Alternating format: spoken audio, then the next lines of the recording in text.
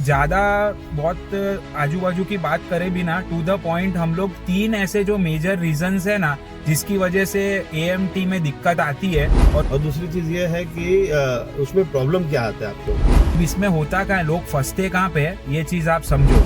तो आप जब ओवरटेक करते हो तो आपको अंदर से ही कॉन्फिडेंस नहीं आता कि गाड़ी रिस्पॉन्स कैसे करेगी। तो ये भी एक बहुत बड़ा प्रैक्टिकल प्रॉब्लम है, क्योंकि कहीं ना कहीं आप अगर कहीं बाहर ट्रैवल पे भी जाओगे तो आपको ये रेगुलर डेज में फेस तो करना ही पड़ेगा, जो अप हिल वाला जो चीज है। तो लोग फिर भी आपको ऐसा लगता है तो आप सिर्फ ये एक छोटे से टेस्ट ड्राइव के ऊपर इसको आप जज मत कीजिए AMT गाड़ी को।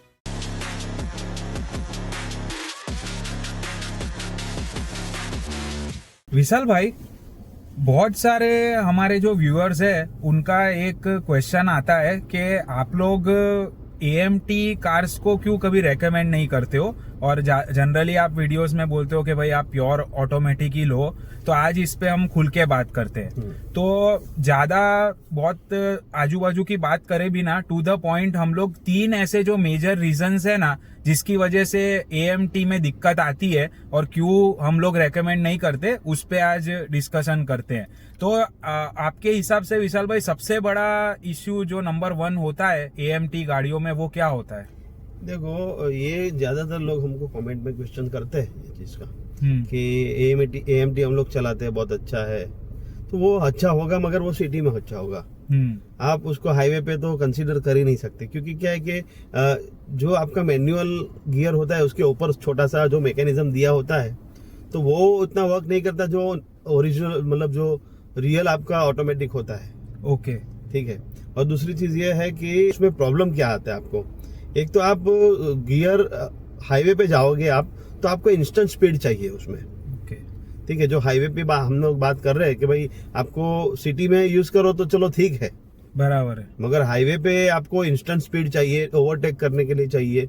तो उसमें क्या है कि इंस्टेंट स्पीड आपको नहीं मिलेगा, वो गियर तुरंत रिस्पॉन्स नहीं करता है। ओके, मतलब आपका कहने का मतलब है कि वो डिलेड रिस्पॉन्स आता है, बहुत डिलेड होता है। अच्छा। और कभी कभार क्या है कि जो हम लोग ऐसा नहीं, गाड़ियों में जो 2 व्हीलर बाइक अपन चलाते हैं, जो बाइक में कैसा है कि अगर अपने गाड़ी एकदम स्लो है, 4th गियर पे गाड़ी डाल दी है और एकदम स्लो गाड़ी होती है तो कैसे धीरे धीरे झटका मारती है, हाँ। वैसे जर्क बहुत लगता है AMT में।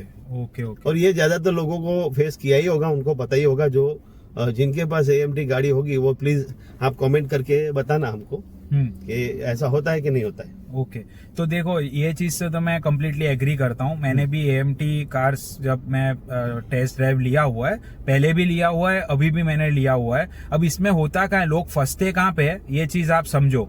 जनरली क्या है कि आदमी जब मैनुअल गाड़ी लेने जाता है फिर उसको वहां पे बातचीत करके ऐसा पता चलता है कि भाई इसमें और 2 वर्जन भी है, जैसे AMT है और CVT है। अब AMT और मैनुअल के बीच में डिफरेंस बहुत कम होता है, मतलब काफी बार तो क्या 20-25 हजार का ही डिफरेंस होता है। और CVT के अंदर 1 लाख रुपए, 1.25 लाख रुपए तक भी वो प्राइस का डिफरेंस बढ़ जाता है चीजों में। तो आदमी ये सोचता है यार अब मेरा इतना बजट तो है नहीं कि मैं प्योर ऑटोमेटिक लूं, तो मैं एक काम करता हूँ AMT की साइड जाता हूँ और फिर वो टेस्ट ड्राइव लेने जाता है। अब वो टेस्ट ड्राइव लेता है, 2-4 किलोमीटर वो चलाता है सिटी के अंदर जैसे आपने बोला, तो उसमें उसको वो एक्चुअल प्रॉब्लम्स का आइडेंटिफिकेशन होता ही नहीं है। तो जो ये डिलेड रिस्पॉन्स का जो प्रॉब्लम है ना, और डिलेड प्लस उसमें एक चीज मैं ऐड करना चाहूंगा कि वो कैसा है कि वो रिस्पॉन्स टाइम चेंज होता रहता है। मतलब वो ऐसा नहीं है कि हर बार एक ही तरीके से डिले होगा। आप अगर जैसे ओवरटेक करने जा रहे हो तो ऐसा नहीं है हर बार 1 सेकंड के बाद गियर रिस्पॉन्स करेगा, कभी 1 सेकंड, कभी 1.5 सेकंड, 2 सेकंड,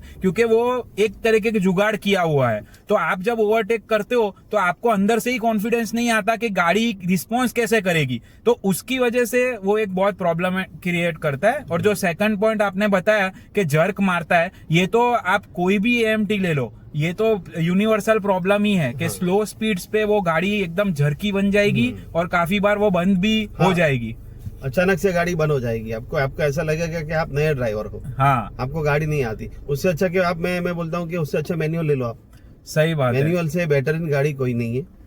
ठीक है। और उसमें क्या है कि आपको ऐसा लगता है कि भाई चलो मैं ऑटोमेटिक, मेरा ऑटोमेटिक का ख्वाहिश से पूरा हो जाएगा, मगर हमारे यहाँ ऐसा हो रहा है कि भाई ऑटोमेटिक में भी आप ऑटोमेटिक में वैल्यू आप जो करने जाओगे तो एकदम 1 लाख रुपए वैल्यू बढ़ा के दे देते हैं। तो ये दिक्कत हो रही है ज्यादातर, ये तो है इसका। दूसरा एक AMT में दूसरा एक प्रॉब्लम मैं बहुत फेस कर चुका हूँ कि मतलब बहुत देखा है कि थोड़ा भी आपका रास्ता थोड़ा ऊपर जाता है, मतलब थोड़ा हिल्स हो जाता है, अच्छा हिल्स या साइड फिर पे। थोड़ा अपना ऊपर कर्व्स वाले रास्ते हो जाते हैं। पार्किंग में भी जो पार्किंग जिस में टाइप का अगर आप अगर- थोड़ा जो आजकल तो क्या गाड़ियों में वो हिल रेजिस्टेंस कार आ जाती है सारी, हाँ ठीक है, ऑटो हिल और हाँ, तो ये सारी चीजें उसमें बहुत प्रॉब्लम करती है, क्योंकि आप कभी कभार गियर में आप ब्रेक भी मारोगे, हिल पे जाओगे तो आपको गाड़ी आपकी तुरंत ही पीछे चली जाएगी, धीरे सही धीरे बात धीरे है। पीछे ही चली जाती है गाड़ी, ठीक है। बराबर। तो वो टाइम पे आपको फिर उसमें हैंड ब्रेक लगाना पड़ता है, अच्छा हाँ बार उसमें बार आपको हैंड ब्रेक से- बिगर का, उसमें AMT मतलब आपको हैंड ब्रेक वाला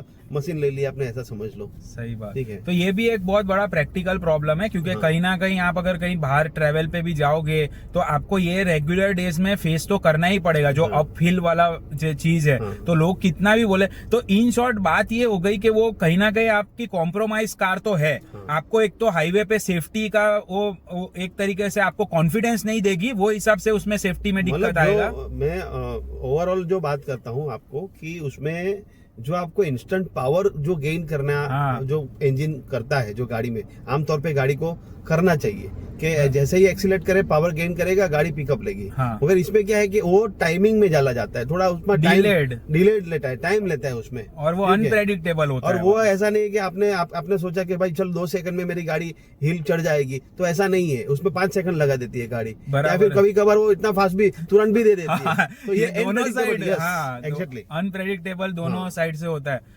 और लास्ट में विशाल भाई एक और आपने प्रॉब्लम के बारे में डिस्कस किया था मेरे साथ में, वो उसके बारे में आप बताइए, जो बहुत ही मतलब हाँ, आप ही बता दीजिए। तो काफी लोगों को ये भी फेस हो रहा है कि रिवर्स मारते हैं तो गाड़ी आगे जाती है। हाँ। तो विशाल भाई इसका आपने क्या एक्सपीरियंस है? इसमें मैं बोला वो सही है, बहुत सारे लोगों को ये प्रॉब्लम आती है कि अगर गाड़ी आपकी आप गाड़ी ऐसा थोड़ा हिल पे भी हो, और या फिर गाड़ी ऐसा सीधा फ्लैट रास्ते पे भी हो गाड़ी, हाँ। और आपको रिवर्स मारना है, हाँ तो अचानक गाड़ी ऐसा अंडरस्टैंड कर लेती है कि भाई मुझे फॉरवर्ड जाना है, अच्छा, तो गाड़ी आगे चली जाती है।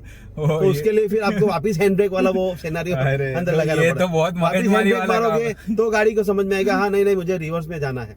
तो मतलब वो एक क्या बोलते हैं कि एक बाहर से जो दिमाग दिया है उसको, तो उसको पता नहीं है कि भाई वो अपने उसमें तंत्र में चलता क्या है, ठीक बराबर है।